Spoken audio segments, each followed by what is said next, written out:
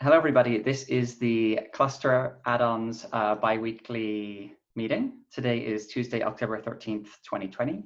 I am your moderator facilitator, Justin Santa Barbara. I work at Google. Reminder, this meeting is being recorded and will be put on the internet, and also to please be mindful of our code of conduct. There aren't too many people here today, so we probably don't need to use the raise hand feature, but if it gets exciting, then we can presumably do so. I will paste a link to the agenda in the chat, and please feel free to add your name if you have not already done so. I'm filling time while I scroll down to see if people have added items to the agenda. Let's see. We have a very light agenda. We have essentially nothing on the agenda other than a review of other than our traditional items, which include a review of introductions. If anyone is new, I don't see anyone new. A review of the agenda items, and then general discussion. I will scroll back to last time to see if there are any items we want to follow up on.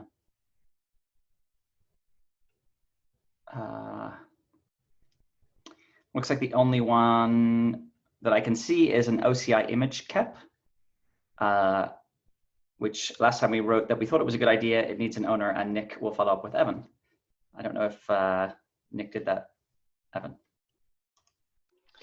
Yeah, that's a good question. Nick did mention to me something about the kep, but it's not clear to me from this doc whether this is referring to the existing kep that's up, or if we're talking about a new one that's focused on OCI artifacts. What's the deal? If you would like to talk about both in any context, I think you're welcome to do so. I don't have, sure. Yeah. Yeah, so I mean, I haven't looked at it in quite a while, but there's the kep up for basically manifest images, shipping images full of manifests to a cluster and unpacking them on the cluster. It's something that we went ahead and implemented for operator framework stuff, and it seems to be generally working well as a pattern. It does make a lot of sense to look at OCI artifacts as well, but there are some roadblocks to actually using that on the cluster right now with like CRI, for example, doesn't understand OCI artifacts. I'm not sure that it's such a light proposal that I'm wondering if maybe I should go back in and fill out the graph of what this looks like as implemented in operator framework right now, and potentially how it would be used in other ways too.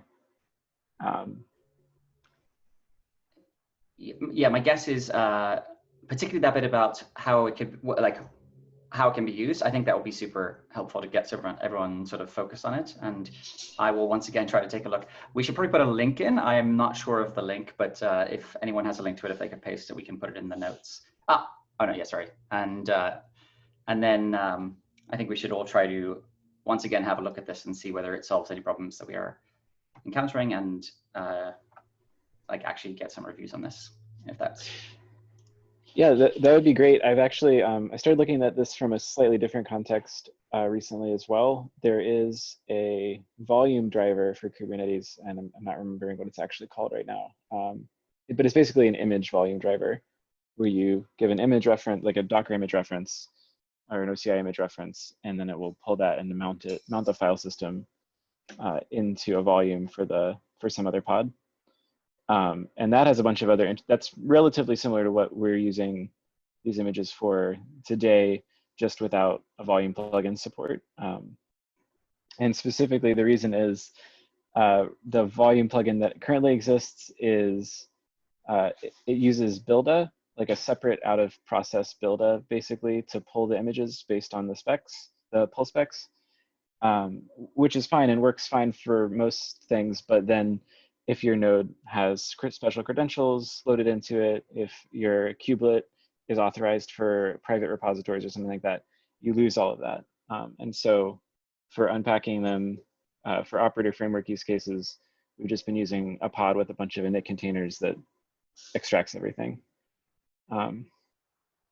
So I talked to the maintainer of that a little bit and have like a prototype that uses CRI instead of Builda, but there's a bunch of kind of hacky stuff around that because CRI doesn't expose a whole lot, which I guess is a long-winded way of saying maybe I should include some of the things around the volume plugin in this KEP as well, because I think that that actually makes it significantly more useful.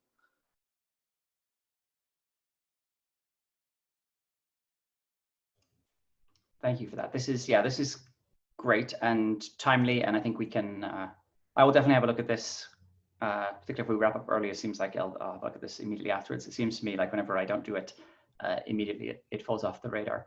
I don't know if anyone else has any comments on this PR. We should definitely reopen it. Maybe you wanted to do, I don't know whether you want to do a pass first, Evan, but it looks like it got auto closed by the various bots. You just reopened it. Thank you. Yep. Anything else on that topic that anyone wants to talk about there?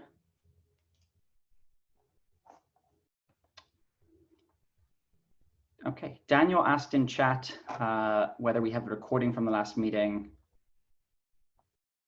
Lee, did you record it? Do you remember? We can follow up on that offline. Lee, if you're talking, we cannot hear you, but there's another item on the list of topics. I don't know who added it, but it's to add, the topic is to add Rajan Sandeep to the owners of cluster add-ons. It seems like a good idea. I don't know who added that topic and whether they would like to speak to it. Yeah, sorry. Took me a minute to get my audio set up. I do have that recording, and we'll get that up. And I still can't add to the YouTube playlist, but I assume I can. I guess I'll just ping you, Daniel.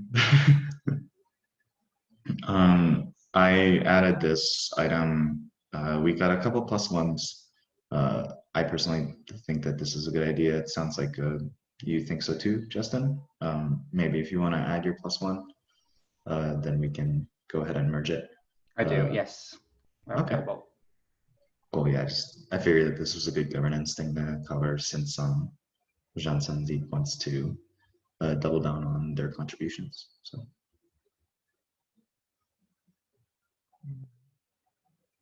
Added my plus one. I don't know if we're missing anyone. I mean, we have more than enough plus ones. We could probably just approve it at this stage. I don't know if you want to do that. Oh, another plus one. Okay. Everyone's going to LGTM it and no one's going to approve it. It's the classic. But yes, that would be great. I don't see Rajan Sandeep here, so, but yeah, thank you for all your hard work. And that is a great one. And if anyone wants to be a reviewer or I think people should hopefully, yes, you have to start, or the path is that you start as a reviewer and that you later become an owner. So if anyone that is not currently a reviewer wants to start on that path, then please feel free to suggest that or volunteer. You can also do reviews anyway, even if you are not an official reviewer. They just may or may not count. The rules are not crystal clear to me.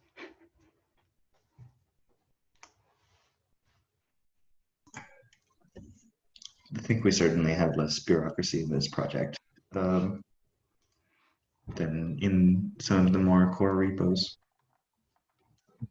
And that's the way it should be. I think different repos can experiment with different levels of process.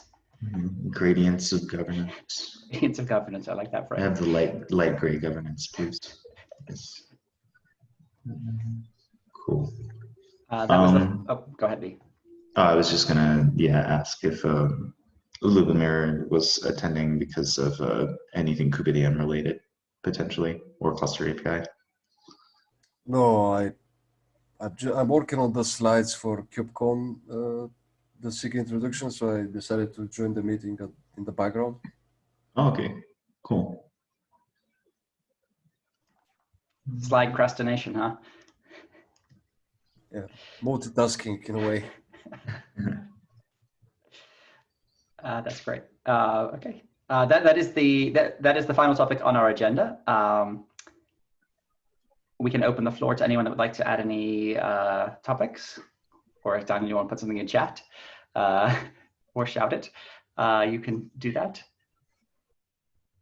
Otherwise, we can wrap up a fairly quick meeting. All right, looks like everyone is, sorry, I didn't see whether someone was talking there.